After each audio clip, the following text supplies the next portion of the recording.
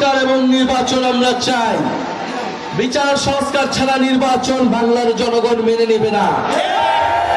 যারা বিচার সংস্কার ছাড়া নির্বাচনের পরিকল্পনা করে তারাই নির্বাচনকে পিছিয়ে দেওয়ার ষড়যন্ত্রে লিপ্ত।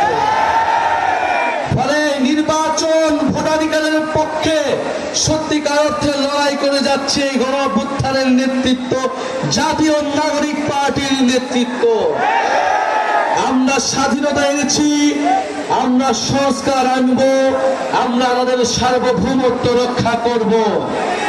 প্রিয় যশোরবাসী, গণ অভ্যুত্থানের পরে আমরা বলেছি বাংলাদেশের প্রতিষ্ঠানগুলোকে দাঁড়া করাতে হবে। গত 54 বছর ধরে বাংলাদেশের প্রতিষ্ঠানগুলোকে দাঁড় হইতে দেওয়া হয় নাই। বাংলাদেশের যে রাষ্ট্রীয় প্রতিষ্ঠান, সাংবিধানিক প্রতিষ্ঠান, জনগণের প্রতিষ্ঠান, তাদের সবসময় দলীয়করণ করা হয়েছে। যেই দল ক্ষমতায় এসেছে সেই দলই দলীয়করণ করেছে।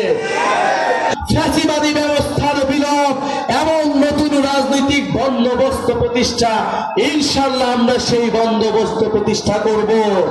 আমরা সেই ইনসাফ ভিত্তিক অর্থনীতি প্রতিষ্ঠা করব, সেই কল্যাণ ভিত্তিক অর্থনীতি প্রতিষ্ঠা করব।